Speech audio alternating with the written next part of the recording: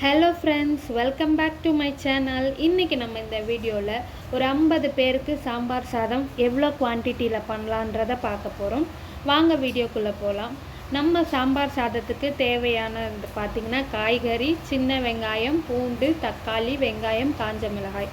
இப்போ பார்த்திங்கன்னா 1 கிலோ துவரம் பருப்பு, 1/4 கிலோ சிறுபருப்பு ஊற வச்சுருக்கோம். அதுக்கப்புறம் அரிசி 2.5 கிலோ.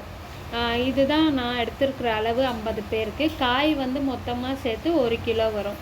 இப்போ நீங்கள் ஒரு பாத்திரத்தை வச்சுக்கோங்க. நீங்கள் கடாய் வச்சுக்கிட்டாலும் பரவாயில்ல. நான் சின்ன ஒரு டபரா செட் வச்சுருக்கேன். அதில் வந்து நமக்கு தேவையான அளவு எண்ணெய் ஊற்றிக்கலாம். எண்ணெய் காஞ்சதும் கடுகு போடுங்க. கடுகு பொரிஞ்சதும் கொஞ்சமாக வெந்தயம் போட்டுக்கோங்க. அதுக்கப்புறம் வந்து சீரகம், காஞ்ச மிளகாய், இது ரெண்டுத்தையும் போட்டு நல்லா தாளிப்பான அப்புறம் சின்ன வெங்காயமும் பூண்டும். சின்ன வெங்காயம் பார்த்திங்கன்னா ஒரு 1/4 கிலோ போட்டிருக்கேன்.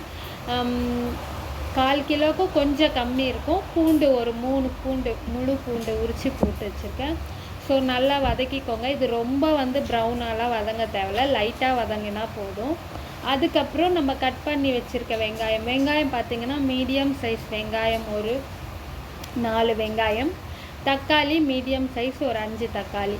ஸோ வெங்காயத்தை போட்டு நல்லா வதக்கிக்கலாம். வெங்காயமும் ரொம்ப ப்ரௌனாக வதங்கணும்னு அவசியம் இல்லை. ஓரளவு வதங்கினா அந்த கிளாஸ் பதத்துக்கு வந்தாலே போதும். ஸோ இன்னொரு பக்கம் வந்து நம்ம அரிசியும் பருப்பும் வந்து ஒன்றா போட்டு இன்னொரு பாத்திரத்தில் வச்சிடலாம் அடுப்பில்.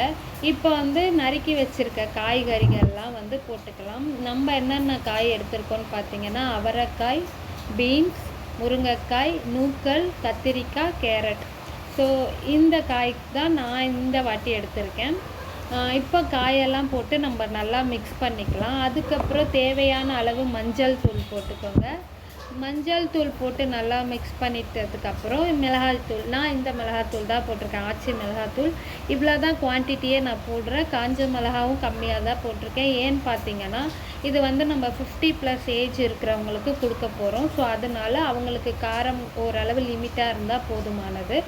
இப்போ வந்து நம்ம கட் பண்ணி வச்சுருக்க தக்காளியை ஆட் பண்ணிவிட்டு அது கூட வந்து சால்ட் எவ்வளோ தேவையோ, இது வந்து இந்த குழம்புக்கான காய்க்கான சால்ட்டை மட்டும் நம்ம இதில் ஆட் பண்ணுறோம். அப்புறம் தேவைன்னா நம்ம அந்த சாப்பாட்டில் போட்டுக்கலாம். இப்போ வந்து நம்ம நல்லா அந்த காயை வந்து மசாலாஸோடு மிக்ஸ் பண்ணிவிட்டு அதுக்கப்புறம் தேவையான அளவு தண்ணி ஊற்றி நம்ம மூடி வச்சிடலாம். அது வந்து நல்லா கொதியணும். காய் வேகிற அளவு கொதிய வைக்கணும். ரொம்பவும் வேக வச்சிடாதீங்க. ஒரு 90% வெந்தால் போதும். அதுக்கப்புறம் நம்ம சாப்பாடோடு மிக்ஸ் பண்ணும்போது அந்த சூட்டுலேயே வந்து நல்லா வெந்துடும். இப்போ நம்ம தேவையான அளவு தண்ணி ஊற்றிக்கலாம். ஊற்றிட்டு க்ளோஸ் பண்ணிடலாம். இந்த பக்கம் பார்த்திங்கன்னா அரிசி பருப்பு வச்சுருக்கோம் இல்லையா, அதில் வந்து நம்ம வேகும்போதே வந்து கொஞ்சமாக மஞ்சள் பொடி போட்டுக்கலாம். தேவையான அளவு உப்பும் போட்டுக்கலாம். ஸோ இது கொதியட்டும். இதுக்கப்புறம் என்ன பண்ணுறீங்கன்னா ஓரளவு கொதிஞ்சு வந்ததுக்கு அப்புறமா வந்து அந்த குழம்புலையே வந்து நம்ம சாம்பார் பொடி வாங்கி வச்சுருக்கோம். நான் வாங்கி வச்சுருக்க சாம்பார் பொடி வந்து 20 ரூபாய் பேக்கெட்டு தான். ஸோ அந்த சாம்பார் பொடியை வந்து கொதிக்கிற குழம்புல கொட்டுங்க. நல்லா கொட்டிட்டு அதுக்கப்புறம் அது கூடவே வந்து பெருங்காயத்தூள் எவ்வளோ தேவையோ அவ்வளோ பெருங்காயத்தூள் கொஞ்சம் நல்லாவே தாராளமாக போட்டுக்கலாம். ஏன்னா வயசானவங்கன்றதுனால பருப்பு போடுறதுனால கேஸ்ட்ரிக் ப்ராப்ளம் வரும். அதனால தான் நான் வந்து அதிக பூண்டும் போட்டிருக்கேன். பெருங்காயமும் நல்லா தாராளமாக போட்டுக்கோங்க. ஸோ சாம்பார் பொடியும் பெருங்காயமும் போட்டதுக்கப்புறம் மிக்ஸ் பண்ணிவிட்டு ஒரு 5 செகண்ட் மட்டும் சிம்மில் வச்சுட்டு அதுக்கப்புறம் நிறுத்திடுங்க. ரொம்ப கொதிக்க வைக்க தேவையில்ல. ஸோ காயெல்லாம் வந்து பார்த்தா 90% வெந்துடுச்சு. இது போதுமான அளவு. இப்போ நம்ம இதை நல்லா மிக்ஸ் பண்ணிவிட்டு கொஞ்ச நேரம் கழித்து ஆஃப் பண்ணி க்ளோஸ் பண்ணிடலாம். அதுக்கப்புறம் சாப்பாடு நல்லா வெந்துட்ட அப்புறம் கொஞ்சம் நல்லா மசிச்சுக்கிட்டோன்னா கொஞ்சம் குழஞ்ச மாதிரி இருக்கும். கரண்டிலேயே நம்ம கொஞ்சம் நல்லா மிக்ஸ் பண்ணோன்னா அந்த கொஞ்சம் குழஞ்ச பதம் வந்துடும். அப்போ இந்த குழம்பு அதோடு ஆட் பண்ணி கொஞ்சம் கொஞ்சமாக மிக்ஸ் பண்ணிவிட்டு லாஸ்ட்டாக நெய் போட்டுட்டு கொத்தமல்லி தூவிட்டு ஒரு 5 மினிட்ஸ் க்ளோஸ் பண்ணி வச்சுட்டு 5 மினிட்ஸ் க்ளோஸ் பண்ணி வச்சிங்கன்னா நல்லா செட் ஆகிடும். அப்புறம் வந்து நம்மளுக்கு சர்வ் பண்ணுறதுக்கோ இல்லை நீங்கள் யாருக்கன்னா பேக் பண்ணுறதுக்கோ கரெக்டாக இருக்கும். ஸோ இப்போ ஓரளவு தான் சாதம் வெந்திருக்கு. இன்னும் கொஞ்சம் நேரத்தில் வந்து வெந்துடும். இப்போ நாங்கள் வந்து சாப்பாடு வெந்தாச்சு. நம்ம வந்து சாம்பார் ஊற்றி குழம்பு ஊற்றி கலந்து கலக்கி வச்சாச்சு. ஸோ இப்போ நம்ம எத்தனை பேருக்கு சாப்பாடு கட்டியிருக்கோன்னு பார்த்தீங்கன்னா ஒரு 40 பேருக்கு கட்டியிருக்கிறோம்.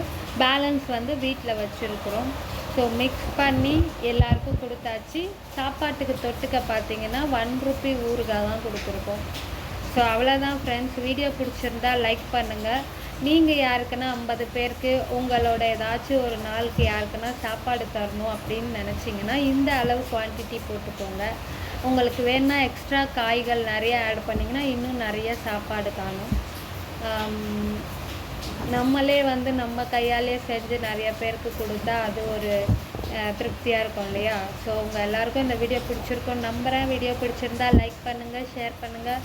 மறக்காமல் இந்த சாப்பாடை உங்கள் வீட்லேயும் ட்ரை பண்ணிவிட்டு எப்படி இருந்ததுன்னு கமெண்ட் பாக்ஸில் கமெண்ட் பண்ணுங்கள். Bye friends.